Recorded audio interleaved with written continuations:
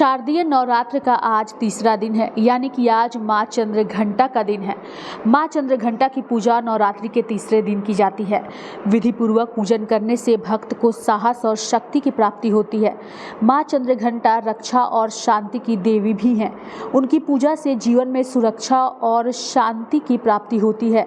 देवी के मस्तक पर अर्धचंद्र के आकार का घंटा स्थित है। यह उनकी महिमा और तेजस्विता को दर्शाता है। माँ चंद्रघंटा की पूजा विधि पूर्वक करने से माता अपने भक्तों को सुख, समृद्धि और शांति प्रदान करती है। इस दिन विशेष पूजा करने से आत्मविश्वास में वृद्धि होती है, जीवन में खुशहाली आती है और सामाजिक प्रतिष्ठा भी बढ़ती है।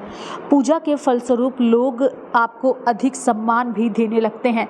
माँ चंद्रघंटा का यह रूप विशेष रूप से सरल और शांति से परिपूर्ण है। वह अपने भक्तों की समृद्धि में वृद्धि करने के लिए प्रसिद्ध है। माँ चंद्रघंटा की पूजा से न केवल भौतिक सुख में वृद्धि होती है, बल्कि समाज में प्रभाव भी बढ़ता है। माँ चंद्रघंटा को लाल रंग बहुत अधिक प्रिय है। इसलिए कहा जाता है कि सनातन धर्म की मान्यता के हिसाब से नवरात्र के तीसरे दिन लाल रंग के कपड़े पहनना शुभ होता है।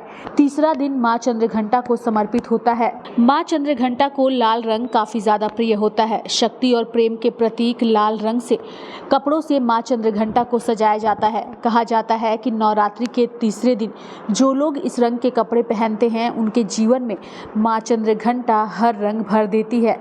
बात की जाए नवरात्रि के तीसरे दिन की पूजा की, तो जो माँ को भोग में खीर का भोग लगाने से वो सारी मनोकामनाएं पूरी कर देती हैं। यानी कि तीसरे दिन खीर का भोग लगाना बेहद ही शुभ माना जाता है। माँ चंद्रघंटा को लेकर के जो कहानी सबसे ज़्यादा प्रचलित है, उनमें से एक है कि काफ़ी समय पहले अपनी घोर तपस्या के बाद पार्वती का अंततः भगवान शिव से विवाह होना था। वह महान दिन आ गया और शिव अपनी बारात लेकर आए, लेकिन उनका रूप किसी भी दूल्हे जैसा नहीं था, जैसा पहले कभी नहीं देखा गया था। उनका शरीर राख से लिपटा हुआ था, उनके गले में सांप लिपटे हुए थे, उनके सिर पर खोपड़ियों की माला थी और वे एक शक्तिशाली बैल पर सवार थे। उनके पीछे एक अजीबोगरीब समूह चल रहा था। भूत, प्रेत, पिशाच और गण सभी जोर जोर से चीख चिल्ला रहे थे और नाच रहे थे। पार्वती के परिवार के लोग भयभीत हो गए। विवाह का आनंदमय माहौल भय और भ्रम में बदल गया। यह देखकर पार्वती शांति से मुस्कुराई। उन्हें समझ आ गया कि अपने कुल की रक्षा और शिव के प्रचंड रूप में संतुलन लाने के लिए उन्हें अपनी दिव्य शक्ति का प्रदर्शन करना होगा। उसी क्षण वे माँ चंद्रघंटा में परिवर्तित हो गई। वे सिंह पर सवार होकर दीप्तिमान दिखाई दी। उनके 10 हाथों में त्रिशूल, तलवार, धनुष, बाण, गदा, कमल आदि शक्ति के अस्त्र शस्त्र थे। उनके माथे पर घंटी के आकार का अर्धचंद्र चमक रहा था, जिससे उनका नाम चंद्रघंटा पड़ा। उनकी उपस्थिति से वातावरण एक सुखदायक किंतु शक्तिशाली ऊर्जा से भर गया।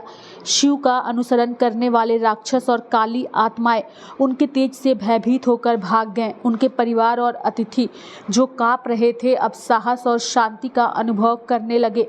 भगवान शिव स्वयं उनके दिव्य रूप के समक्ष नतमस्तक हो गए, क्योंकि वह कोई और नहीं बल्कि उनकी साक्षात शक्ति थी। दोनों का विवाह संपन्न हुआ, जो शक्ति और शांति, उग्रता और प्रेम के मिलन का प्रतीक है। तब से माँ चंद्रघंटा दुष्टों का नाश करने वाली और अपने भक्तों की रक्षा करने वाली, साथ ही उन्हें साहस, सद्भाव और शांति का आशीर्वाद देने वाली देवी के रूप में जानी जाने लगी। शारदीय नवरात्र के आज तीसरे दिन विधि विधान से मंदिरों में माँ चंद्रघंटा की पूजा की जा रही है। लाइव इंडिया हर पल के लिए रांची से डेस्क की रिपोर्ट।